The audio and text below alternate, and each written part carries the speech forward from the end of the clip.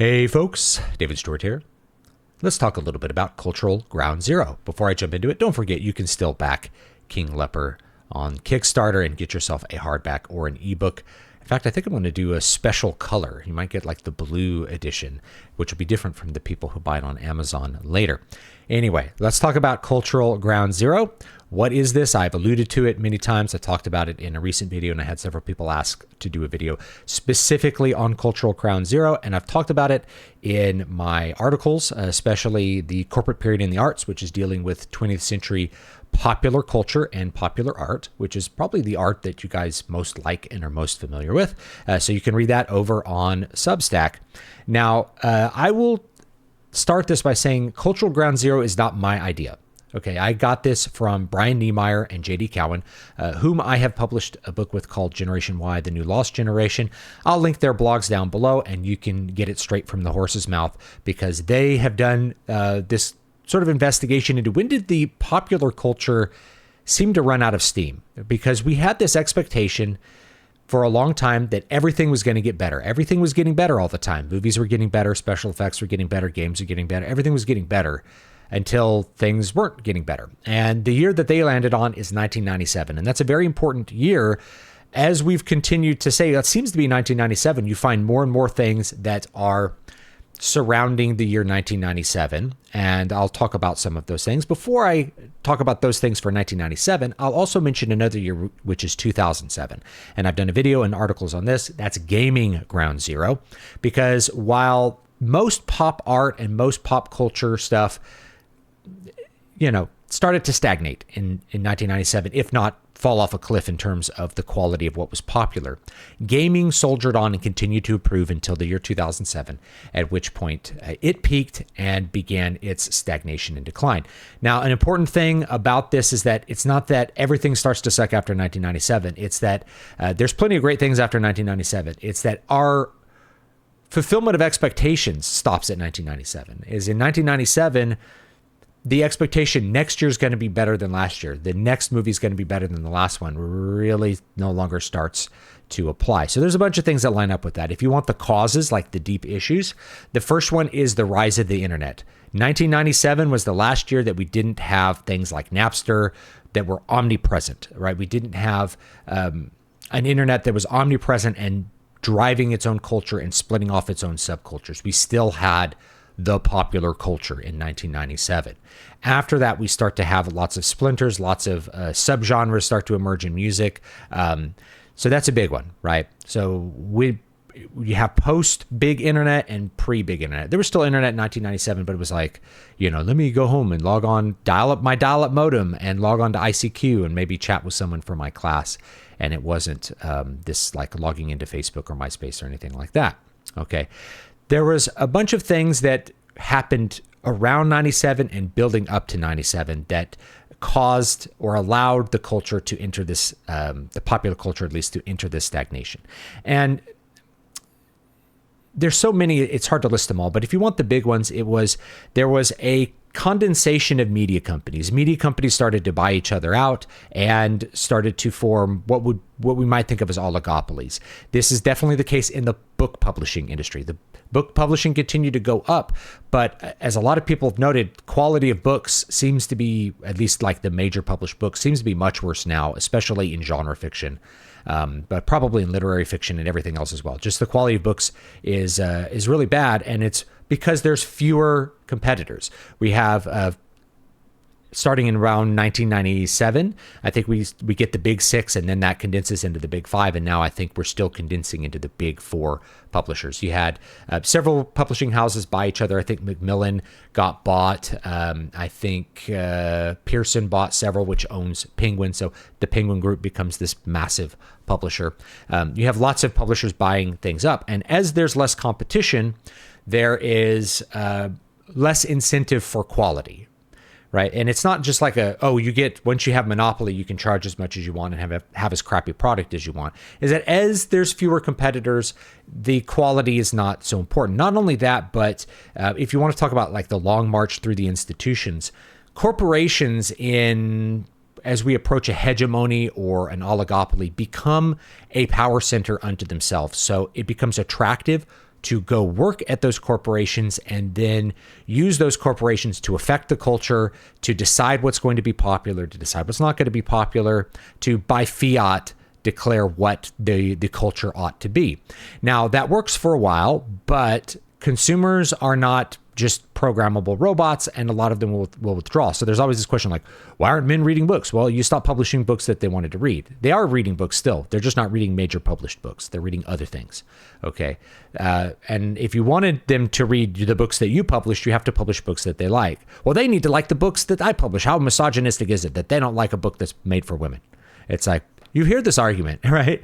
But that's the attitude that starts to infuse a lot of these corporations, is that activists become attracted to them because they understand that is a way to gain power. Just like getting a position in government, becoming a government bureaucrat is a way to exercise petty power over many people by deciding lots of things for your particular political side. It's the same thing with corporations, right? Eventually you end up with a thing where the corporation no longer serves its core purpose, but has in fact taken itself as a power base, and the employees that have been hired start directing that power towards whatever their pet projects are, like, furthering transgenderism by sticking a certain person on a Bud Light can, right? This is an insane move. Why would you do that? Well, you do that because you can, and because it's a way to hopefully affect the culture, and they're pretty explicit about things like that. So that's a big one, is the conglomeration of many companies. Another really huge one that's often overlooked, but people who are in the music business or who were part of the music business, as I was, they understand this. There was a Telecommunications Act of 1996. And so 1997, basically by 1997, all the radio stations in America, or an overwhelming majority of them, had been purchased by one company. That company was Clear Channel Communications. And Clear Channel Communications, by establishing a monopoly on the broadcasting industry, was able to, by fiat, determine what music would or would not be popular. And of course, the programming directors are going to determine what music should and should not be popular based on not only their tastes, but what equity exists, either the company's equity or their equity, what they own. So if they own Sony Records, if they own some stock in Sony Records, well, then you play artists from Sony Records and basically pay yourself. It's payola. You force people to listen to what you want to listen to. They listen to it. People buy records based on what they hear. So they go down to the record store. They pay $20 for a CD, which was a real thing. And there was even, $20 for a 12-song CD, and it's basically pure profit. So they figured out how to, by fiat, not only have legalized payola, but by fiat determine what should or should not be popular. Now, if you're wondering why didn't anybody open some competing radio stations, it's actually illegal. So this was the other thing, is that they deregulated the broadcasting industry so you could own as many radio stations as you wanted. But they didn't deregulate how the FCC grants licenses to broadcasting stations. So let's say, and actually I remember this, is that there was a station in Fresno, it was called KRZR, the Wild Hair, and it played kind of like rock music and metal, right? The Wild Hair was kind of a reference to hair metal because the 80s, but even though this was the 90s. Anyway, their programming changed overnight when they got bought by Clear Channel. I remember hearing Dream Theater on the radio, that radio station, and I never heard it again after 1997. Not a single time did I hear. There was Dream Theater songs played. There was Stradivarius songs on the radio, right? Like, you heard things that would by 1999 be considered obscure. Like, the internet would talk about them like, have you heard about Stradivarius? And it's like, Stradivarius was a band people listened to in 1994. But it was a band that people was sort of an outsider band in America because no one heard it on the radio. What people heard was Korn and Nickelback and that kind of stuff by 1999. So that destroyed the American culture. As far as the American pop music culture got destroyed by this Telecommunications Act. Everything got leveled to the ground. There was no regionalism anymore. There was no way for a regional station to play a regionally popular band. There was no such thing as that. You were either nationally popular by fiat or you were nobody. So all the mid-list acts went into obscurity, became unprofitable. I think the only exception was probably in the realms of like jazz or metal, which had always been a little bit outsider by that point, right? Especially the more extreme styles. Cannibal Corpse had never had much radio play, but they did have a lot of cultural penetration because of their, their intense fan base and stuff. So anyway, that's what happened with that. That destroyed that. At the same time, After 1997, you get the rise of Napster and music sharing. And once consumers, especially the target consumer base, were young people who didn't have a lot of money, once they had the option to not pay for music, they just took it. So by the time that I was in a university in the early 2000s, I didn't know anyone who bought music. And I was a music major. So fellow musicians would not pay for music. That's where we were by the early 2000s. The record company took a dive off a cliff. It was partly their own hubris, but that's what established it was this Telecommunications Act. So 90s music was really diverse. There was still a lot of 90s music you were able to hear sometimes there were outsider hits, like I Could Never Be Your Woman, like things that are just really weird that would kind of have a cultural force for a while. That stopped in 1997 because of the Telecommunications Act of 1996. There was also the bankruptcy of Marvel Comics. I believe DC also had a bankruptcy around that time. So Marvel Comics, the biggest American comics publisher, went bankrupt in 1997. That would be surprising if you were to look at any of their sales numbers in the 1980s, where they were moving well over 1 million books a month. To have them go into bankruptcy in 1997. And after that, they ceased to be a cultural force from then on. Now, the MCU is very big, right? But are Marvel Comics a popular force? I don't know anyone who reads Marvel Comics that wasn't reading them in 1995. So by the time 1997 rolls around, comics have become a niche industry that's sold out of specialty shops, no longer at the newsstand, no longer by the counter at Lucky drugstore and stuff like that. So 1997, we had that whole element in America disappear as a cultural force, and it's been stagnant ever since then. They generally don't publish comics that are outside of the superhero genre. I call it the mono genre, and they don't sell a lot of copies, and the stories that they publish are not good.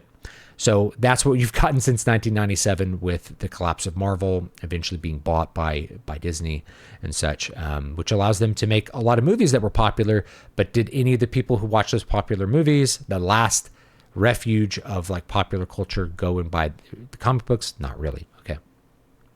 So all of these things conspired to get to this point, and it was the same thing in movies, right, where things reached a peak and then they didn't get better. Now, the reason this is a disappointment is that now we're used to just being disappointed all the time. But in the 1990s, every summer I could go to a movie theater, watch a random movie, and enjoy it, right? And slowly that started to decrease, right? I remember these Jerry Bruckheimer movies around 1999, like Coyote Ugly and stuff, that were just, or like Gone in 60 Seconds, that were like, this is not as good as the movies I watched last year. It's just not as good. It's like last year I watched Heat. This year I watched Gone in 60 Seconds. Like, okay. That's probably not a fair comparison, but you get the idea, right? The movie industry starts to get into this mode where it's like blockbuster season, and the blockbusters just aren't as exciting compared to how they were in the 90s. Like, things are not getting better than they were. TV doesn't really get, like, Simpsons falls off a cliff. Like, all of these things happen around the year 1997, and you can see them lining up. Now, gaming is an example of something that's different. Gaming persists until 2007, but you have some of the same patterns emerge that causes gaming to stagnate and then decline. And that is conglomerization, right? Big gaming companies buying up the smaller publishers and making these monolithic AAA studios. The idea of a AAA game was not in the lexicon in 2004. It really only came into the lexicon following 2007 to notate games that had like high graphical fidelity, high production cost, high production value, that were for serious gamers and weren't for just having fun. So the reason the PS2 generations look back so fondly, even by people who pick up those games later. Like, if my son goes and plays a game from like 2005, he's like, wow, this game is really fun. He likes playing Morrowind, that kind of stuff. So why were these games better? Well, they were made by smaller companies, more dedicated programmers. They were simpler and therefore could be part of smaller teams. So in the 90s, you had auteurs who were making games on small teams. And then it developed into large movie-like production companies making big cinematic games. And there was a peak for this. That was 2007. So if you look at most of your big franchises that you would talk about in 2025, they all started in 2007. The first Assassin's Creed game came out in 2007. Modern Warfare. It was actually Call of Duty 4, but the previous Call of Duty games had been like World War II games. So this was Modern Warfare. So Modern Warfare 1 came out in 2007, and that established the mode for all of the Call of Duty games going forward. You were going to, in the fall, you're going to release this game. You're going to release maybe a Mac Pack or something like in the spring, right? And it's going to be this format. It's going to play this way. It's going to have these controls. It's going to have this kind of campaign. It's going to have this kind of multiplayer. And then it's just a bunch of variations. Each year you get a different setting, a different story, different weapons, different maps, different variations on that gameplay. But that's an example. Even though it's Call of Duty 4, it was Modern Warfare 1. You can look a year before. You have Oblivion come out in 2006.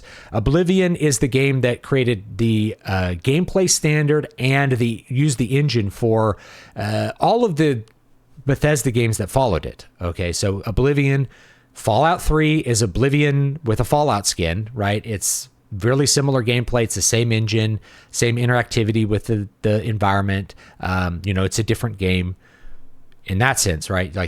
There's a lot of stuff different about it, but Oblivion is the base. Explore the map, look around, find things, do quests, talk to NPCs. That's Oblivion. You could say that Morrowind and Daggerfall were before that. They come before that, but the engine and the gameplay of Morrowind is so distinct from Oblivion, I really put that in another category. Morrowind is more of like a true RPG. Oblivion's closer to an action RPG. Still a lot of RPG elements. Fallout New Vegas, right? Even though that was made by Obsidian, same gameplay, same engine. Skyrim. Everyone loves Skyrim. It's just an upgraded Oblivion in terms of its graphics, its gameplay, its approach to the way things work, right? And all the mods that go with that, so Oblivion was huge, and it came out in 2006. Final Fantasy 12 came out in 2006. That was sort of the capstone of Square's PS2 generations. And then a lot of people were disappointed by Final Fantasy 13, though I think it's a really great game. I understand why people were disappointed by it. So you have this kind of peak with something like Final Fantasy 12, where you have this aesthetic peak that's reached, and then things are going to start to stagnate. I would actually put Final Fantasy 13 kind of in this Ground Zero category, even though it came out quite a bit later. Same thing with Dragon Age Origins. Last good BioWare game that they really came out with was in 2009. Mass Effect came out in 2007. There's a whole list of games. I think Crysis came out in 2007. Gosh, there's so many to list. Maybe Fallout 3 did. I'm not sure. But anyway, think of whatever your favorite game franchise is. Chances are there was an installment that came out in 2007. I think Far Cry 2, right, or something like that, right? So take a look at it. That's the point where it really peaked. And the reason that we had a decline was you had a shift. The MMO space, you had Burning Crusade came out in 2007. The rating peak of World of Warcraft was 2007. And the build up to that was classic World of Warcraft, which was the gameplay and the world peak of MMO design up to that point. And afterwards, everybody was copying that. So after this, it becomes, you get mud genre stuff. You get things that are more streamlined and less fun. You have repetitions of the same theme going forward after 2007. And you have a focus on what we call now live service games, which is selling things over and over again that you used to just buy once and have. DLC started to proliferate after 2007. The infamous horse armor was kind of patient zero, but it goes on from there, on and on and on again. So all of those practices start to take hold of the industry after 2007. And that's because the Wii and the PS3 and the Xbox 360 shipped as physical consoles. So when they shipped, people were still buying physical games. But halfway through their life cycle, actually a little earlier, about 2007, they really started to transition into digital consoles, primarily digital consoles. After the initial run of these consoles, most people that I knew were just buying things digitally off the store. Their PlayStation had all the PS1 games that you could buy on their store and just download to your PS3 and play. It was great. All that stuff was great, and consumers really liked it, but it actually created the environment that we have today where things ended up stagnating, and there ends up not being a whole lot of innovation. So it came as after this long buildup with auteurs, big budgets, now we get things like Concord. Anyway, so that's my shtick on cultural ground zero. We're talking about the popular culture. If we're talking about high culture, cultural ground zero is probably 1897, which is going to be the transition instead of 1997. It'll be the transition from the post-romantic into the modern. And I don't want to get too deep into this because that's a whole nother video, but you can just compare post-romantic painters to the painters of the modern period and see the decline in skill, quality, and effect on the viewer. It's less beautiful. It's just not beautiful. And that's because modernism was the first point where you had a rebellion against art itself. Meanwhile, what most people think of as good art moved into the popular sphere. Illustration, the book covers of the 20th century are better paintings than the stuff people hang in museums for modern art, right? It's just, that's where the skill was. The skill moved into that area. Same thing, literature became about selling books to consumers who wanted to buy books. After 1997, it becomes about, determining by fiat what books people ought to read by making sure that they're in the bookstore and they're on the bookshelf and people pick them up and read them and buy them. And that still works. I've made this point before. It's like, if you really want to have market penetration for normies, it has to be in Barnes & Noble. If it's not in Barnes & Noble, it doesn't exist. Right. So my books don't exist because they're not in Barnes & Noble. Actually, they are, like, on the website, but you're not likely to find them sitting on a table at Barnes & Noble is my point. Okay, so anyway, back King Leper. The Kickstarter's linked down below, and get yourself a limited edition copy of the book. I really appreciate everybody watching. Leave me your thoughts down below about Cultural Ground Zero and what you think about it. Is 1997 a good year? Would you put it later? Everybody has a little bit different opinion, and I'm not trying to say, like, your opinion is wrong. One of the things that I'm keenly aware of in terms of bias is that I was a teenager in 1997. So that means I'm going to be more attached to things from 1997. But I still will talk to people that are older and like, oh yeah, that's about the time when I feel like things started to disappoint me. Phantom Menace came out in 1999, and for a lot of us older Star Wars fans, that was a big disappointment. The CGI didn't look good. The whole movie felt like a mess as far as plot with the child actor and stuff. So that was a big disappointment. But there were still good movies that came out after 1997 that everybody generally likes. The Matrix came out in 1999, but then there were 2 more Matrix movies. And you may have an opinion about those. And I would love to hear that opinion or read that opinion. So leave me your opinions down below about when you feel like it started to fall off the rails. If I were to actually pick a decade that was the peak of popular culture, it's actually the 1980s. But things continued to scale up and get bigger and better through the 90s. 1997 is when things started to, and then especially in the music area. So let me know your thoughts down below, and I'll be happy to read them. Have a great, great day.